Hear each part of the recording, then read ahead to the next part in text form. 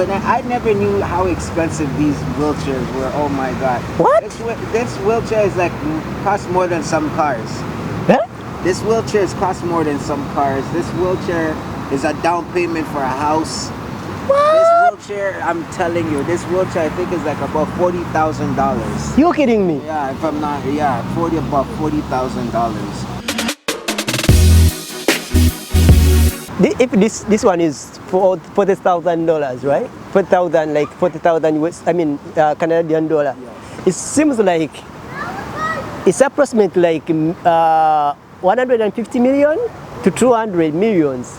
This one alone, Ugandan shillings.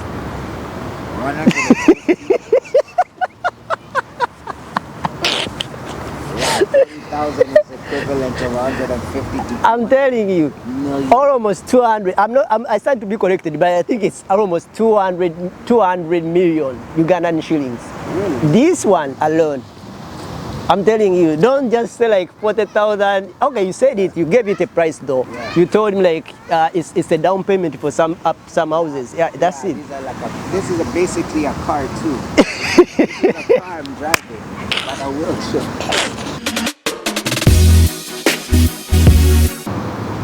You'll be in love, but if you're a business person with assets, all I'm saying, and vice versa, the woman could have all the assets and the man is the poor one. Yeah, yeah. All I'm saying, if living in this country, protect your assets. That's all I'm saying, you know. And a lot of people here who have money, because marriage here is a business, you know. Yeah. Marriage is You a confirm business. it again. It's a business in the Western world, man. It's a business. Honestly, it's a business. Too much stress around here. Too many things happen. I just don't want to be negative about it. Yeah. I want to try to find some positive. Just try. You're just trying to look at yeah. to look around. How can I? Yeah, how can I say this positively? But when you mention prenuptial agreement, it's never positive, right? Yeah, yeah, yeah. It's never positive. So people will be like, Why are you doing that? why are you asking for no? Because Yeah. I have assets and this is a business, you know. Once I start being in love with you, then what happens? Or what if I start to cheat on you? Or if you start to cheat on me, Yeah. what happens then? Yeah, You know? yeah. Because divorce costs more money than the wedding. You said again? Divorce costs more money than you getting married.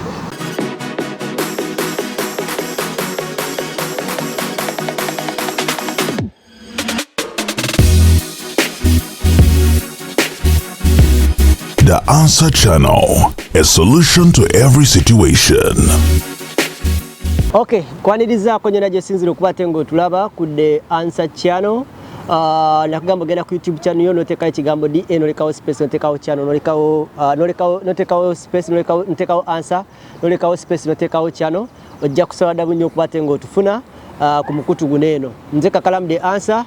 I want to thank you all for joining us, for being a part of the community that we're building, a community of inspiring, community of learning and adopting other people's culture, how we live with them, how we stay with them, how we work with them, and also learning and getting the shared lived experience of different people.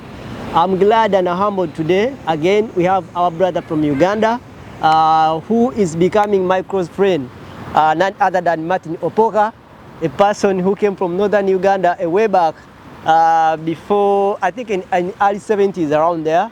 80s, yeah. Late 80s, yeah. So he's in Canada right now. He had a story, we shared it a little way back. It is already on the YouTube channel. So his story is following. After doing the first interview, I got a lot of people who came onto my inbox and told me how they feel to Martin's story, how they react on his story, how he's an eye-opener to everybody who doesn't even want to go to check up, to do everything. A lot of things we talked about in that interview, the first interview, it was worth it.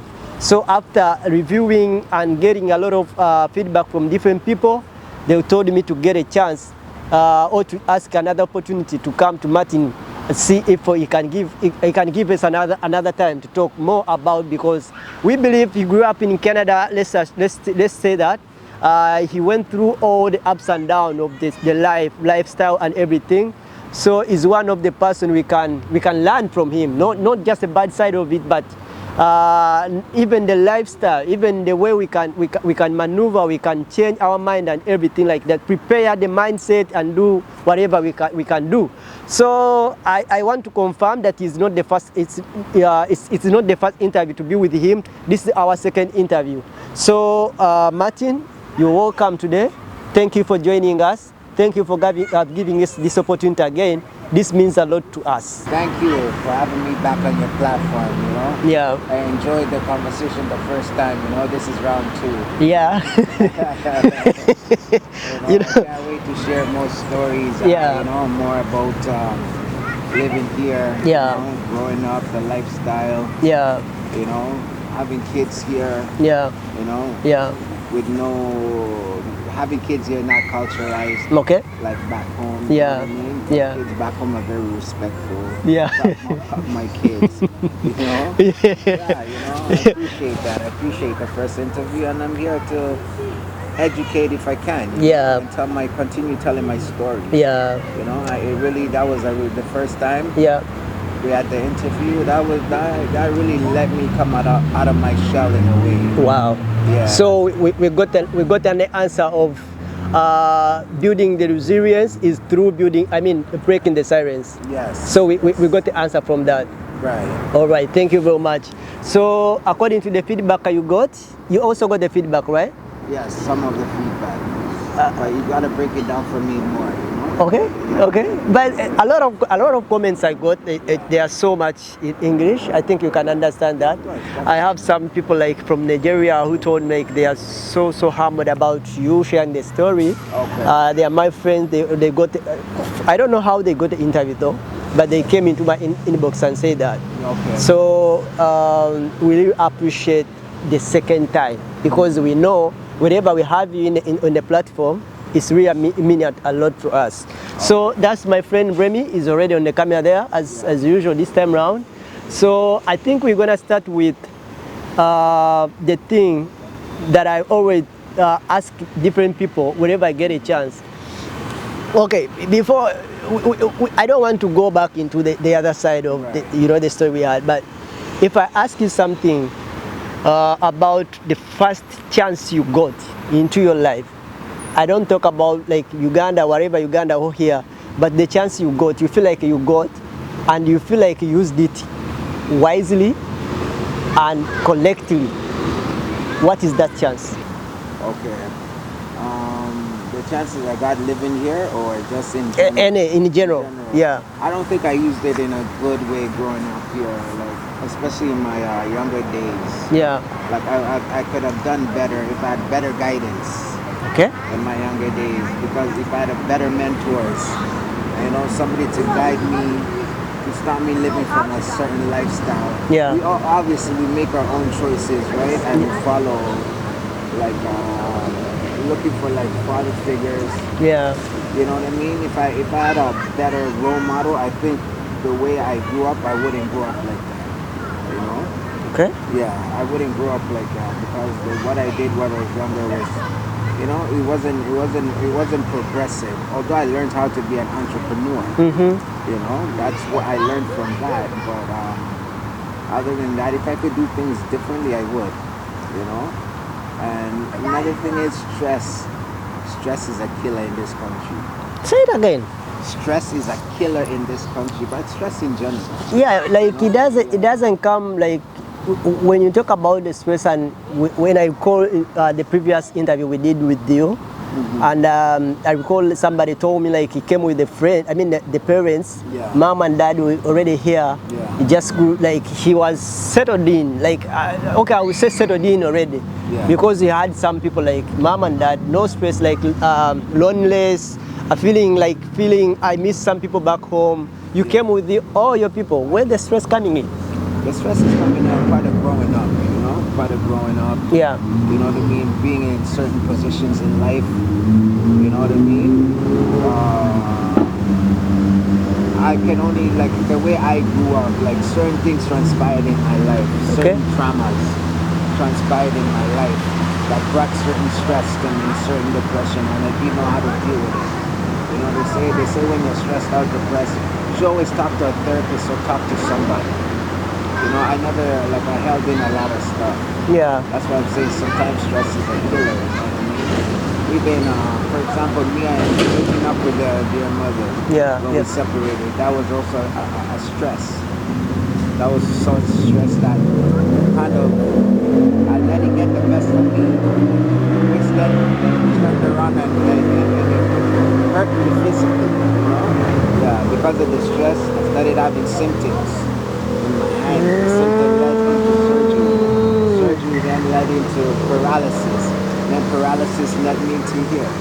Okay, she was a strong pillar into your life. Yeah. That's what I can say. Yeah, she was. When did you realize that? After the separation, you know, that's when you realize, Okay. you know, certain things. That's what I realized. She was a strong pillar. And the fact that there was also more of my kids, not seeing my kids. Okay, so after the separation, then the kids went with the mom, right? Yeah. Then you stay alone. When I stayed alone and I couldn't see them for a while. Okay. And that was very, very stressful because I'm used to my kids being around me. Yeah, I see that most people, yeah. I'm so used to them being around me that stressed me out more than anything. It wasn't much of the relationship, it was more of the kids. Oh. Yeah, it was more of the kids. Yeah. You know, because like I said, we Ugandan men, we raise our kids. Exactly. You know, our kids grow around us. Yeah. If you separate, the kids stay with the father. But in this culture, in this part of this world, kids always go with the mom automatically. Unless the father goes and fight. And then when you go fight for your kids, that's another family court. It messes up a lot of things, you know? So family court tend to favor the mother more than the father, you know? Yeah, so that's what I'm saying in terms of stress, that's what happened. You know, stress led to a lot of things, you know? So I want to say, if you're going through something, man, the best thing to do is talk it out, let it out. You talk about, somebody, okay. You know? Yeah. So did you get the real person to talk to, or you get a counselor during that time? When I was in rehab, I was getting some people to talk to, but you see, you can't just talk to anybody. Yeah. You have to talk to somebody that you trust. But because I was in rehab, I wasn't gonna spill my life story, you know what I mean, to some stranger. Yeah. You gotta build a relationship. You gotta build a good rapport. Exactly. Yeah. In order to open up to somebody. Exactly. You know? Yeah. So it was just, you know, I talked to a few people here and there, and then you meet people with their own stories in wheelchair, because where I was is a rehab for spinal cord injury. Yeah. So people of different walks of life with different injuries, but the main injury, the common denominator that we all have is a spinal cord injury. You know? Yeah. So in short, after the separation, that's all the stress came in, and that's how you may say you ended up like this. Yeah, that's how it led to all of this. Yeah. Oh man. Yeah, so it was kind of something heavy to deal with, you know. That's also a trauma in my life, you know. This is the biggest trauma in my life. The biggest Goliath in my life is me sitting in the chair and me going through what I went through, you know. But you know what, I give God thanks though, because I'm realizing how resilient I am, because I've started to do a lot of things. Yeah, I see that. Yeah. You know what I mean? I go to the gym, I work out. I don't go for physiotherapy because that costs a lot of money. You know? Yeah. And if you don't have insurance, it comes out of your pocket. But you know, like I said, I go about things differently. But I could use the help. You know what I mean? To get certain equipment, to help me get certain equipment so I could stand up. You know, the more I stand up, the stronger I'll build my legs and my bones. You know what I mean? Strengthen my core. You know? Yeah. So I still got a long way to go. You know, but one day I shall walk again. Yeah, thanks God. Did you save something like, maybe if I get into this in this situation, I'll buy the wheelchair, or even think about one time, or we went into any shop to you know, like to know that the price of the wheelchair or whatever. or your mind was all about the BMW, the cars, the bike, and something like that. Did you ever? You know what I mean? You know, that's so funny. That's ridiculous. This is a question. You don't think yourself being in this position. Yeah. So there's no need for you to go look about wheelchair. You see people in wheelchair, you'll never think that's you. Yeah. You'll be in that position. You Yeah, know? yeah. The only way is like once you're in that position, how you gonna handle Exactly. being in that position? Yeah. So then I never knew how expensive these wheelchairs were. Oh my God. What? This wheelchair is like cost more than some cars. Huh? This wheelchair cost more than some cars. This wheelchair is a down payment for a house. This wheelchair, I'm telling you, this wheelchair I think is like about $40,000. You kidding me? Yeah, if I'm not, yeah, about $40,000. And lucky thing, the government pays 75% of that money. Oh and my God. Then insurance, if you have work insurance will pay 25%. And if you don't have 25% of it, the city will pay the 25% of it. Say it again, just break it down again. I see that. So the government, the provincial government Yeah. pays 75% After of the getting cost. into the in Of the this cost. situation. The provincial government pays 75% of the cost of the wheelchair. Right? It's a mandatory, like it's everybody is, I mean, can get it. Yes, Eligible for that. Yeah, everybody is eligible for that as long as you meet the criteria of getting a wheelchair, a power wheelchair. Like what? It all depends on your, like for me, my situation is spinal cord injury. So I can't move. I can't use a manual wheelchair to push myself because of this hand wasn't like able to do anything, but now it can move around. This hand was like this only hand that could move around a bit, you know? Yeah. So I fit the criteria. And once you're in the rehab, spinal cord rehab, you know, you fill out a bunch of forms. You fill out it's called ADP, the Provincial Assistant Device Program. That's what you apply to that program. You get accepted. So then the government, then they will measure you for the wheelchair. They'll show you different types of wheelchairs. You can pick. There's the manual ones where you can add an attachment to it, and you can drive, so you don't have to manually push yourself. You know, you can add like a small little scooter in front, take it to your manual wheelchair, and then drive it, and it will pull you around. You know, mine is how do I put it? Mine is a power wheelchair. Okay. So it has different functions. Yeah. I could raise my legs. I could tilt myself back. You know what I mean? Yeah. I could put lights on it. I could do whatever I want with it. I could soup it up. So the city now, like you see that guy over there, he's driving a scooter. Yeah. See, he's driving a scooter. His scooter is different, right? Yeah. And mine is different. Mine's a power wheelchair. His is a scooter. You know. So that is expensive than this, or this is expensive than that? I think mine is more expensive than his. Oh my God. Yeah, it all depends, right? So now the provincial government pays 75% of this wheelchair, the cost of this wheelchair. And now the city of Toronto will pay the 25% if I don't have any like private insurance. Yeah. If I can afford to pay the 25%, you know what I mean? They will pay it for me.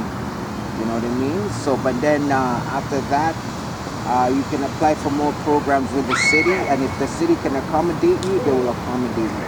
That's the good thing about Canada. Our healthcare in Canada is really, really good. Wow. It's one of the best in the world. But they take care of their citizens when it comes to healthcare. You know? Because the $40,000 that's a lot of money, I'm telling you. That's a lot of money. Yeah, I That's see. a lot of money. Fortunately, some people are fortunate they have money, so they don't have to go through the program. They'll buy the wheelchair For themselves? for themselves. Yes. Oh my God. Yes. So in short, you didn't pay anything from your pocket, right? Out of your pocket. Out of my pocket, I paid about $1,000, I believe. I raised like I had people. Go fund. Raise money. Yeah. And paid towards the wheelchair too, $1,000. Wow.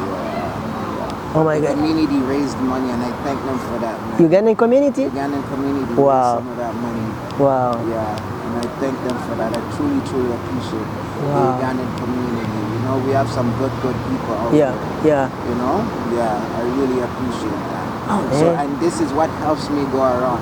As you can see, Yeah, I go pretty much anywhere with my wheelchair. Yeah. That would allow me to go where like there's certain places I can't go with my wheelchair. Exactly. You know what I mean? Like, for example, I need a ramp to go up, like I say, like certain businesses, I can't go inside Yeah. because they have like a stair. Oh, so you need a ramp. So I need a ramp. Yeah. You know what I mean? Yeah.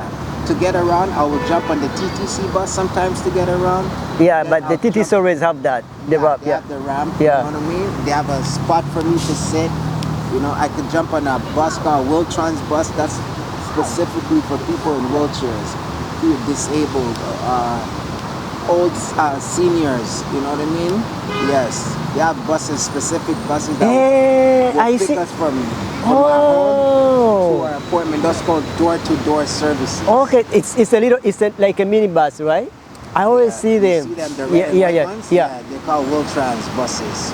You pay for that, or they just for free also? No. We have Presto cards. They give it from. You know when you have a Presto card, you ever take a bus and you have a Presto card, you tap. Yeah, they have a machine that you tap in the. So Wiltrans bus. you load the Presto card Presto. for yourself, right? Yeah. It's not a government sponsored. No. Okay, then. It's just everybody, like when they use the bus, they use a Presto card to jump on the bus. Okay, for us we pay around $3 to two something. Like I think 2 hours or 1 hour, 2 hours, right? If I stand to be corrected, like every hour or 2 hours. So It's per trip, right? And you get a transfer. yeah, Patrick, and we always go to the stop, the bus stop. We Yeah. take them ourselves there. Yeah. Then we tap, then we go somewhere. Yeah. But these people, they always come to your apartment. You know, Yeah. then is it the same amount we pay, like $3 or? Yeah, they have a subsidized program called Fair Pass. Okay. So when you get the Fair Pass and you qualify the Fair Pass, you Yeah. apply for Fair Pass through the city. Like for example, some people like are in some city program called ODSP. Yeah, I know that. ODSP. Yeah. Once you're in ODSP, they cover your medicals, supplies, they cover your drug benefits. You know, they help pay your rent. You know what I mean? That's the Yes. ODSP, right? That's the ODSP. Or if you live in a low income, Yeah. if you classify as low income, Yeah. you can qualify for the Fair Pass. So Fair Pass, once you have a Fair Pass on your Presto, you only pay $2.10. What? Yeah, $2.10. You don't pay the regular $3.25. When we get on the bus, Presto bus, I used to pay $3.25 per trip until I applied for Fair Pass. Now, going forward, I paid $2.10. Wow. And I have the Presto on my phone, so I don't need to physically have a Presto card. So I You- have a Presto app. Yeah. I added my Presto card to my phone, Yeah. so anytime they pick me up from in front of my building, they have the machine, they'll tap my phone, and I'm good to go. Wow. Yeah.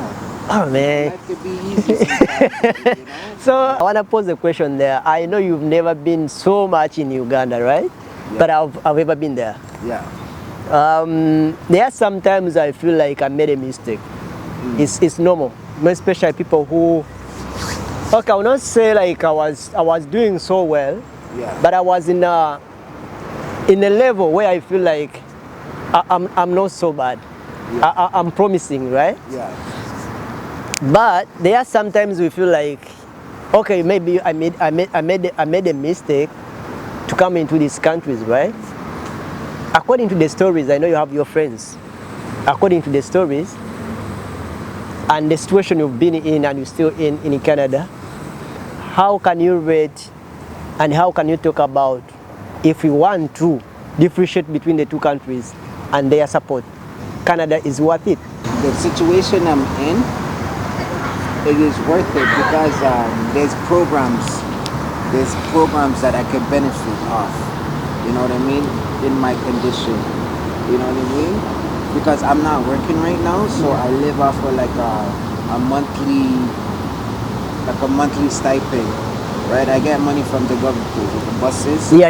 I get you could actually go through the side or through the front. Oh. Those are the, yeah, like I could travel with you on that bus. Okay. Hey. Yeah, I could show them and you don't have to pay because I have a card saying that you're my support worker. Oh. So you don't pay, you get in for free and I pay. Okay, so the case worker or the personal worker doesn't pay. Okay, it's like this. Yeah, that's the support card. So when I tell them this is my support worker, they'll ask me. They'll ask me for this card. I show them this card with my picture on, and I'll say this is my support worker. And then you'll get on the bus for free. Oh my God! Yeah, and if I don't have this card, then you pay. Okay, the personal worker, right? Yeah, then you'll have to pay. Okay. Yeah. Like I said, you asked me a question about the program here, and you compare. Yeah. I don't know how Uganda is, but I know it's very tough in Uganda. I don't think that if these programs didn't exist here, we wouldn't have. I don't think I'd have this wheelchair. So let me tell you something. Yeah. If this one is for $40,000, right? 40,000 like 40,000 Canadian dollar. Yes. It seems like it's approximately like 150 million to 200 millions. This one alone, Ugandan shillings.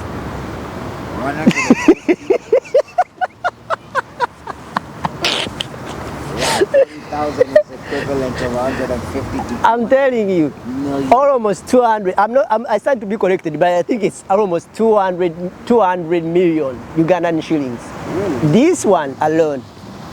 I'm telling you, don't just say like 40,000. Okay, you said it. You gave it a price though. Yeah. You told me like it's a down payment for some houses. Yeah, that's it. This is basically a car too. This is a car I'm driving, but a wheelchair. So you have to prepare. Just get it like something like 100,000. Then you have something like what? I think 700 something. Ugandan 700 something millions Ugandan shillings. So Wow. Yeah. you're a billionaire. Yeah. Sometimes you become a billionaire when you don't even know your what. So let's finish up that. You're talking about the programs we have back here and back. Yeah. Here and back home. Yeah, you have a lot of programs that can facilitate people with disabilities. Yeah. There are programs where you can rehabilitate people with disabilities. Yeah. So it's not, but the only thing about being disabled that I discovered, it costs a lot of money. Yeah. Like medical supplies cost a lot of money. Like even fixing this, I need to fix my wheelchair. My wheelchair by next It needs year, a service, right? yeah, I need to fix it. There's a lot of things that I need to fix on the wheelchair. But I'm trying to get a new wheelchair and I'm having a hard time from the city. No, not from the city, but from the provincial government. Can you swap it? I can, after, like, we're entitled to get new wheelchairs every 5 years. Oh. So by next year, I will be able to get one. But now the city does not want to fix. But it costs about almost $6,000, almost $7,000 in repair to repair my wheelchair. What? Yeah. This is more than a car. Exactly. It's almost that much to repair, and the city doesn't want to pay for it. They'd rather me get a new wheelchair. Okay. But then the ADP, the provincial government, that program does not want to pay the 75% until next year. So now the city's they're trying to work out something. I got the city councilor involved. The one, my city councilor from my area, I got them involved. I got my MP also involved to get me a new wheelchair. So so these are the steps I'm going through Yeah. to get a new wheelchair. Yeah. But this wheelchair is falling apart slowly. Yeah, but it's working. It's working, but there's a lot of malfunctions too.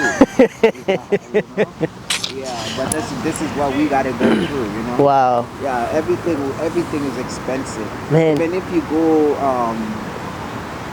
where I got my wheelchair, they're called motion specialists, right? They specialize in wheelchairs, hospital beds, commodes, like ceiling lift, anything to do with disability. That's what they specialize in. They're monopolized. the market. Okay. So now they sometimes their prices are ridiculous. You know? But I thank God for motions because without them we wouldn't have these Exactly. things, This is you gave me a clear picture about it because Yeah. not one time, not three times I've been seeing people. I mean, with this wheelchair, but With the wheelchair. I've never been in a situation either way have a picture how it costs. Yeah. Because I'm just seeing something, but today I was with Remy and I'm like, wait a minute, the guy is gonna climb this hill with this wheelchair, and you found us there. I'm like, hey, what is this? You know? So I told him, like, before we do anything, let's just talk about this wheelchair, because you never know. We all think about how can I get a new car, how can I get another car, but we never even anyway think about of this. Can I ask you a question? Yeah. With my wheelchair, would I be able to? How would I survive? A person in my position, how would I survive in Uganda with my wheelchair? Man, you talked about the stress, right? Yeah. How old are you now? I am 49. I didn't think you can survive even 2 months, because You don't think I don't think, because seriously I've never seen anybody with this. That's I always say I stand to be corrected. If somebody is there with it, that's fine. But according to my status and where I was hanging around, I've never seen somebody with this. Just even the road can't survive, can't favor this. Even survive the road. Yeah, they can't. So I don't know how sometimes we say we are lucky. Yeah. We are lucky, and sometimes we say good enough we came. Sometimes we feel like it's not a good idea, but sometimes we think it's even more than an idea we think about, because this is exposure, you know what I mean? Like, it's a thing which I always think, man, I thank God that I came here. Like even me, like right now, I am trying to get a car, like a wheelchair accessible car. You know? Okay. Yeah, because there's things like that. Yeah, like it's a portable one. Yeah, accessible van where it comes with a ramp. You press the button, the ramp comes out. It's called accessible van. You see that van there, that white van? Yeah, the white van. Yeah. They can turn that into accessible. They can put a ramp inside, fix it, and all I do is press a button. The door will open, the ramp will come out, and I can go in the car, drive towards the driver's side, set my wheelchair there, and then drive the van. Wow. Yeah, I'll show you. Oh my God. All right. Good. Thank you for giving us more light about that. Yeah. You know, sometimes we learn from other people's stories, right? Yeah. And how they maneuver and navigate their life in any other way. So again, about the last interview we did, people told me, like, you talked about you better protect your money than getting into marriage. So they told me, if I get you another, or I get another opportunity with you, let's talk about that. Why did you say that? And why can you confirm that? I'm talking about. Yeah. It wasn't to discourage anybody. It wasn't to say protect yourself from this. It's just living in the Western world, this part of this world. There's a very high rate of divorce. You know, a lot of people get married within a year or two. Some people, not everybody. You know, like divorce rate here is very great. So if you come into a marriage with assets, right? Both of you have assets. The woman has assets, the man has assets, and you agree on having a prenuptial agreement, meaning that whatever we came with, we'll leave with. But some people, when they get, for example, if one person has more money than the other person, and you decide to get divorced, you're going to have to split some of your assets with the other person who has less than you. Can I jump in just a little bit? Which kind of assets you're talking about? Because people they can hear assets, and we are talking about the clothing, then you know the. Okay, like property that you own, businesses that you own, you know, the cars, the homes that you own, you know what I mean? Anything that you own that is of value is of value Yeah. to you. Yeah. Like I say, if you're a millionaire and you marry somebody that's not a millionaire, Yeah. you know what I mean? Believe you me, if you get divorced, that person that has less money than you is gonna get half of your money. So prenuptial agreement protects both the female and the male. So, like my friend, I have my friend who is already here in Canada. He told me like after getting your point, he said like, if I get a chance, I need to know, because a lot of people, especially, okay, I will talk about the Ugandans, right? Yeah. When you talk about the prenup agreement, the domestic or the, cohabiting contract, something like that, when you talk about it, some people they think, or the girl or the ladies they think like you don't trust them. Why do you even bring that? We are just starting. I mean, we just in love. Why bring the signing the contract when we are in a real love? So he was confused and screwed up and was like, how can I bring it? How can I prepare myself to say that to my fellow? I mean, the Ugandan who has already the mindset or prenup doesn't mean anything. As long as you're in a love, you just focus on being in the love. That's it. That's the thing. Love is just an emotion that sometime will run out.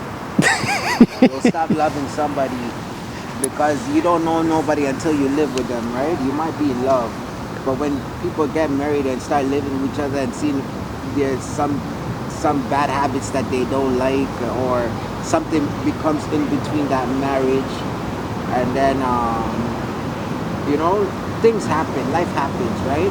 All I'm just saying is I'm not trying to say you'll be in love, but if you're a business person with assets, all I'm saying, and vice versa, the woman could have all the assets and the man is the poor one. Yeah, yeah. All I'm saying, if living in this country, protect your assets.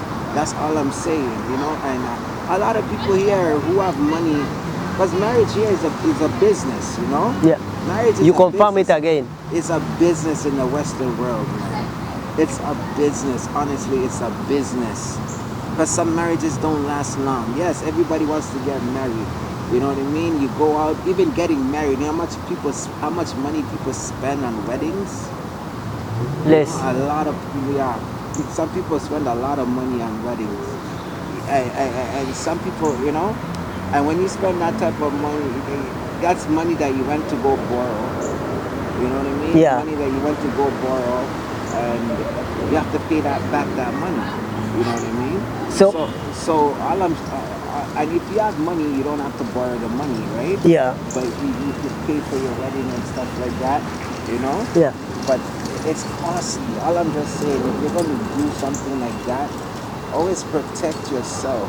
Even with the women, protect yourselves. You know what I mean? And because there's been cases where you get married, you don't have prenuptial agreements, and then when you divorce, that person goes with half of the portion, your property. Yeah. You know, your assets. So what always come into your mind if somebody send you a wedding invitation? Yeah, I'm going to one. My cousin is getting married soon. So what's in your mind? Like for them, they're a young couple. I say, you know what? It's for them to discuss that.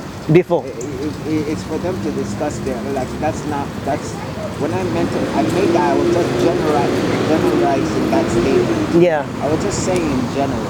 For them, I wish them, like, they're a very young couple, and it's for them to bring that prenuptial agreement amongst themselves, you know what I mean? Or like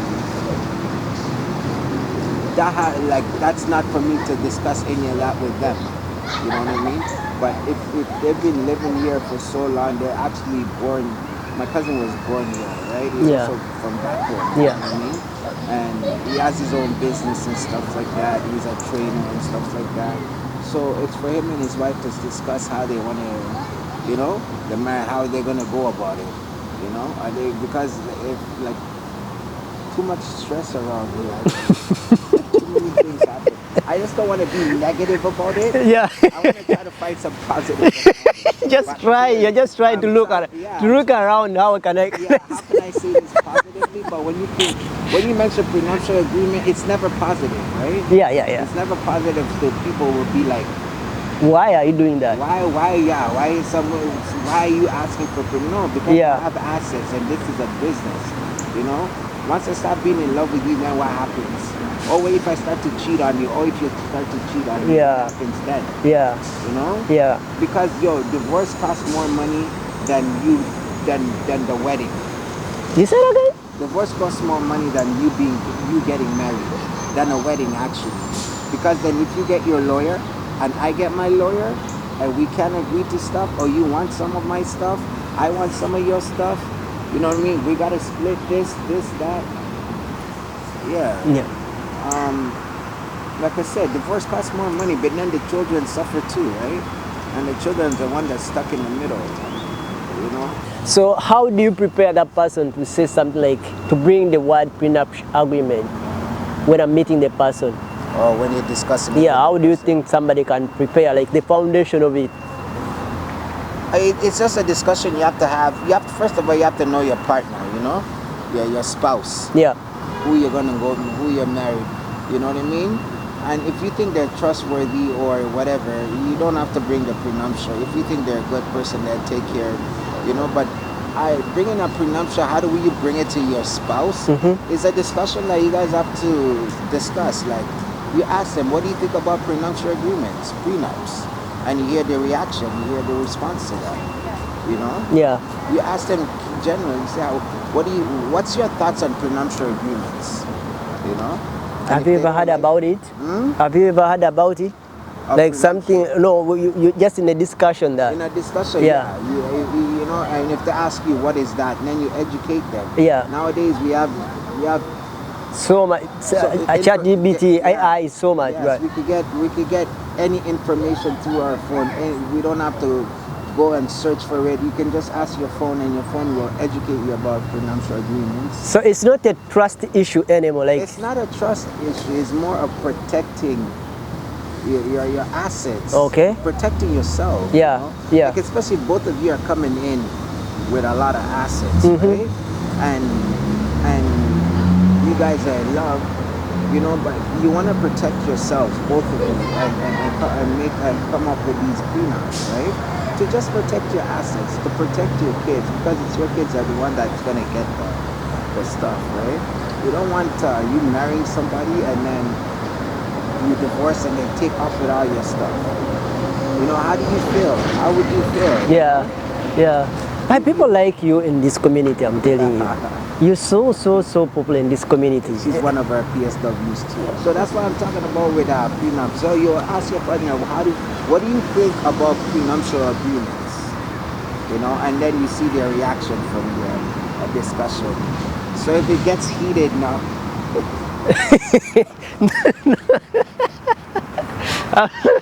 it's for you to continue when you want to get married. After being heated, then you know how to do. Yeah, after you've seen their response. Yeah. If they're mad answering that question, you know you have to protect yourself. Like, why bring all those You BS? don't trust me. I say, you know what? Thank you. So the next day you have to go to your lawyer. Yeah, you have to draft a prenuptial agreement. You know, I don't know how are the divorce rates in Uganda.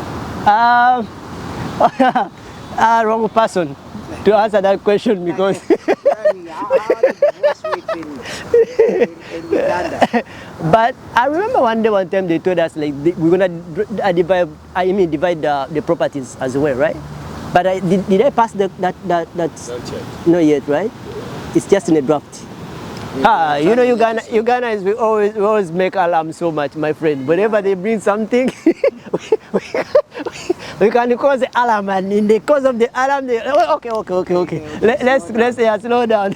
It's not like this. It's not like here because a lot of things here are set in stone. Yeah. You know? So one time they just hit it. The stone. They tried to throw the stone and see how it's gonna happen, but. Yeah. The alarm was so much, and according to my understanding, I think they stopped it there. But so, it's not also only prenuptial agreements, right? Yeah.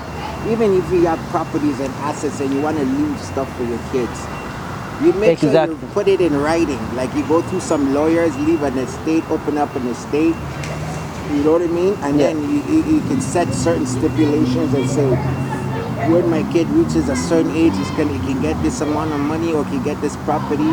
You know, because when you die and go, people will come after your property and they can do anything with it if you don't set these things in stone. It's called a will. If you don't leave a will behind, you know what I mean? People can do anything with anything to your property. You know what I mean? Yeah. Yeah. So the best thing to do is it's not just a prenup. It's to set up a lot of like wills, leave a family estate, leave instructions, exactly, and everything involves lawyers, and then you have to pay the lawyer to leave all these, you know, all these wills or estate, family estate, you know, because if you own a house, when you die and you leave it in your kid's name, the government can tax you for that house. Say it again? The government can tax you for that house, can tax your kids for that house. And you have to know how to protect that money too. But you know? if you're not there, you can just leave the information there. If you're not there, you still have to write a will. Okay. Yeah, because if you don't, then the government can take when you die and you don't leave any will behind for your kids, that money will go to the government. You know, and the government will do whatever. You know, it will do whatever they want to do with that money. You know, so you got to learn those things. It's not only about prenuptial agreements. I wanted to ask you something. Sometimes I feel like if I get a loan, either way, a student loan or either any loan I get from here, then I don't finish to pay the loan. Maybe I die. Maybe I go back home. What happens? That loan will be defaulted, you know, and if you go back home, and if you're alive, they'll send it to the collection agency. If you're alive, they'll send that to a collection agency. Where? A collection agency is like companies will take your loan, will buy your loan for less, and try to collect that money from you some way, somehow. I'm home. I'm Uganda. Yeah, you're home. It doesn't matter. As long as if you're still alive, they'll try to collect your money. So there's So it's not a gateway. Like if I get, I'm done. You know, that is a different story. That I believe that loan will be defaulted. So we can have a talk about that. Yeah. I'm home. I'm in Uganda. Yeah, I know. If you're alive, it's a different story. But if you're dead, they'll try to probably put it on one of your family members. If you're dead, they'll forward it towards one of your family members. Because sometimes we always write the next of kin. Yes. Or like I said, there's companies that will buy, if you default on your loan, there's companies that will buy the loan. That loan cheap. On the cheap, they pay the government, they assume. Yeah, they'll pay, they'll buy that loan for cheap off of the company that you borrowed the money from. Okay. Okay. And they will try to go after that money. They'll go after you for that money. You know? So there's a lot of we shall have a day for that. You know, there are some things I always see whenever I post something on my social media. You're so passionate about the Ugandan content and the Ugandan things, right? Do you have any musician you know in Uganda? Like I said, I know a couple of them, like Chameleon. Okay. Ragadi. Oh, never. And Ragadi? Yeah, I know Bobby Wine. Okay. I know. Who else do I know? I just what's his name? He was just on the. I was playing in. Eddie Kenzo, right? Eddie Kenzo. Yeah. So how did you get to know that? Some of the what's the female one? Yeah, she came the other day. Shiba. Yeah. Oh, So you came in. Okay, you've been in a community. Yeah, I've even went to one time. Braga D came here. We went to go see him. That was a long time. Braga D came here, and then I went to Uganda. I ran into him again in Uganda in a club. I think it was Club Anjanua. Oh, that's a long time. Yeah. Because Anjanua right now is governor, right? That was 2004. Hey, I was in primary 4. Oh my God. Oh my God. In Uganda after how many years? It was 2004. I had dreadlocks, I had gold teeth. Like all the bottom of my teeth was all gold, white gold with diamonds. I had a big chain with a cross. My dreadlocks were here. I was big and fat, you know? Yeah. And everybody called me American. Yo, American, what's up? I said, what up, man, dude? I played the role. I said, what's up? Homie? You didn't, no, it was just not even praying the Lord, but you just into that life. Yeah. Like, what's up, man? I'm from Canada.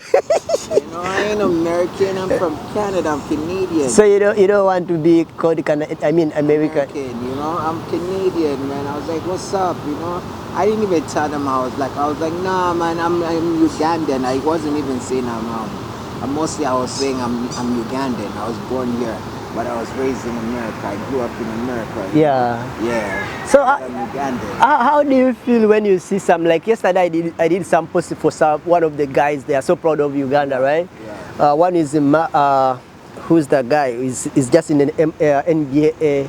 The guy that Sudanese. Yeah, the Yes, Sudanese, yeah. but he grew up in Uganda, so proud of Uganda and Sudanese, but more proud of Uganda than Sudanese, right? Yeah. And we also have the guy he wanna become a mayor for New York City. Yes. Yeah, you see? Yes. They are so proud of Uganda than their countries. How do you feel like? I am proud of Uganda as well, like straight up proud of Uganda. I'm a proud Ugandan, but growing up here, you know, that's why, like I said, my destiny is to go back home. Yeah, we saw our... And live home and bring all my kids home. Yeah, Marak. You know, I keep on having this vision, and I'm back home in my property with my house. My kids are with me. We're more like I have a farmland, that, you know what I mean? Yeah. With a home there, with my kids. Would you like to be in a city, or you want to be? I'm more like to be more in the village, but I will grow up like I will live in both. I want to be in both. I have a house in the city, you know what I mean? But I have the house more. The way I spend most of my time will be more of the countryside. I want to build the countryside. You know what I mean? Yeah. Like where I really want to live, Nebi district. Oh. I want to live in Nebi district. I want to build a home in Nebi district. Yeah. I live there because most of my people come from Nebi district. You know? Yeah, that's an established town. I've been there and I enjoyed it. Yeah. You know? And I'm from Pakwach. We already have a family house. My dad built a house in Pakwach. Yeah. You know what I mean? So I want to live there too. Like, you know, and Nebi's not too far from Pakwach, you know? That going towards Arua.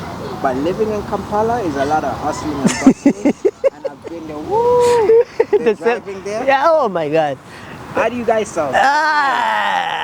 But I didn't pick the point before coming here. When I came here, Martin, I felt like 3 attempts for the driving license. Or three times. But I thought I know how to drive, because driving in Uganda, most especially in downtown, is a crazy, it's a kind of ridiculous thing, because it's like you playing a video game. You trying to go here, then the border guy come here, the other one is there, so you have to be with the common sense all the time. So I felt like 3 times I thought like I was like, what's going on? I don't know what's going on. How can I fail and I survived my entire life in driving in Uganda? You know, driving here is about following the rules of the roads. Exactly. The sign. Yeah. You know, the stoplights. The stoplight, yeah. You know what I mean? Yeah. Even with me, I failed my tests. You? I failed my driving test. Yeah, I had to take it twice. How? I failed my test. I thought your first driving, I got my license when I was 17, but my first test I failed. I had to go for a second. I passed the second time around. Okay. Yeah. And then years after, my license was suspended. I didn't pay for a fine, and then I had to go do a test again. I did. Oh, the G2. I went for those days. We used to get it was called the G1. G1. It used to be called the 365. Oh my God. We used to get a 365, then they changed it to G1. Okay. So when I was 17, I had a 365, then it was from 365 to a G. Hey, No straight, G2. no G2, okay? No G2. Okay. Not because they changed the driving system, because Yeah. a lot of people were coming from all over the world, and you know what I mean. Yeah. So they wanted to, I guess they wanted to make more money off of people, which they're doing. So you went from a G1, which is a 365, to a G2, where you drive after a certain time. You can't drive if you have a G2. You have to drive with somebody with a G. You know Yeah. what I mean? Yeah. Those are mostly geared towards the young people. Yeah. That's why they came with that system, gearing Okay. towards young people. Yeah. You know? Yeah, and then from G2 to a G. When you get your G, you're official. You can drive. The insurance goes down.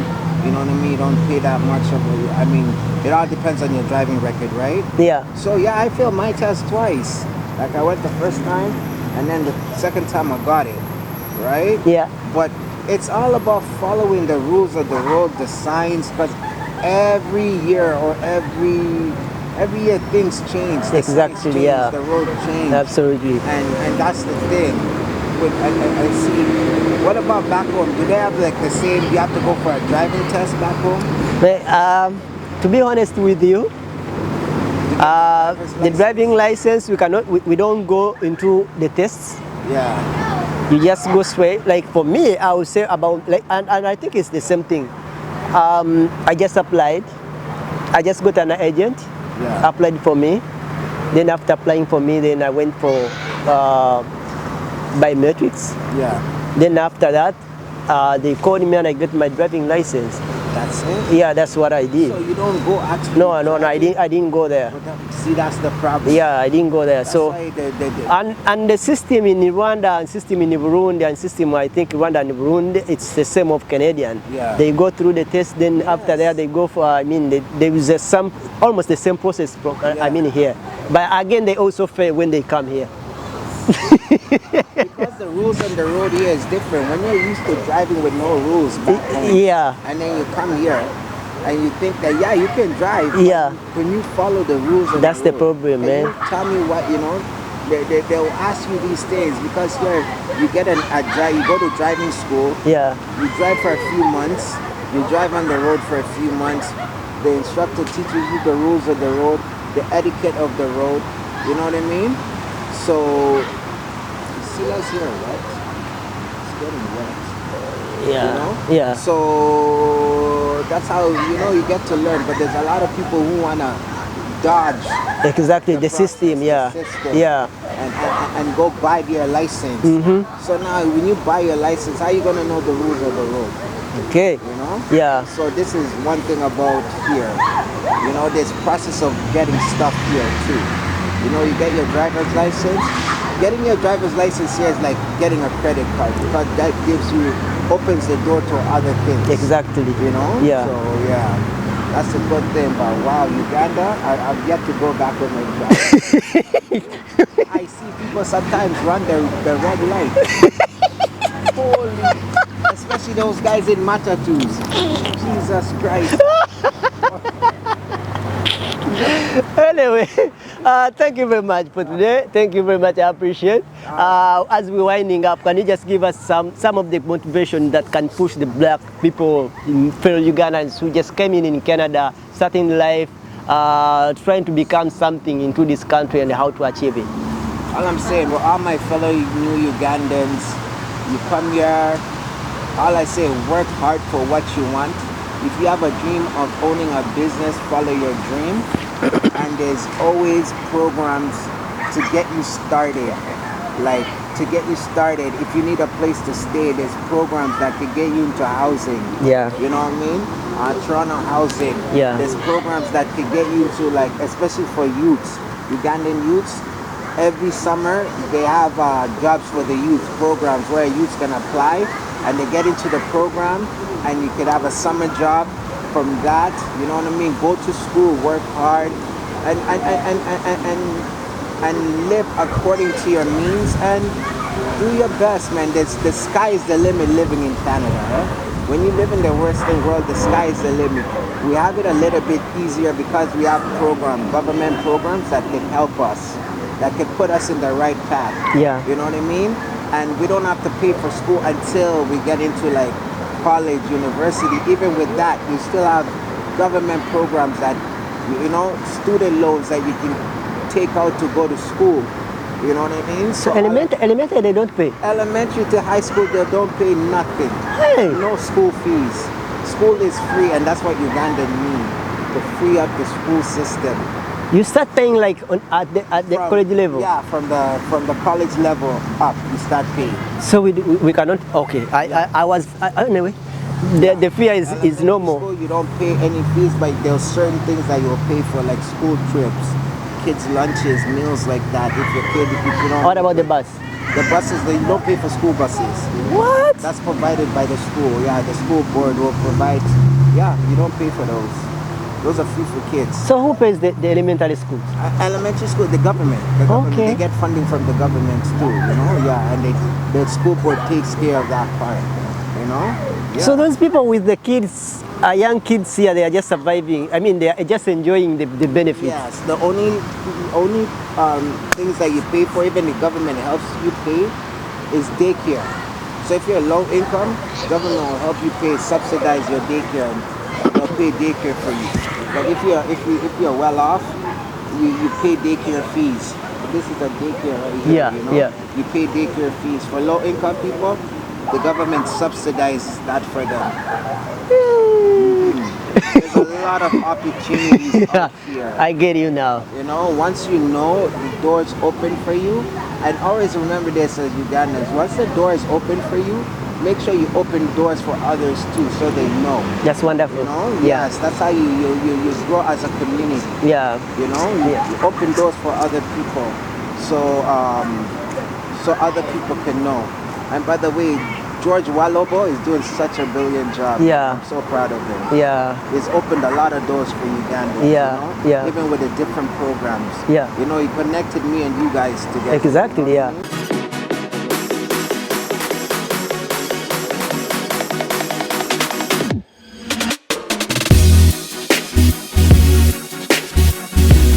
The Answer Channel, a solution to every situation.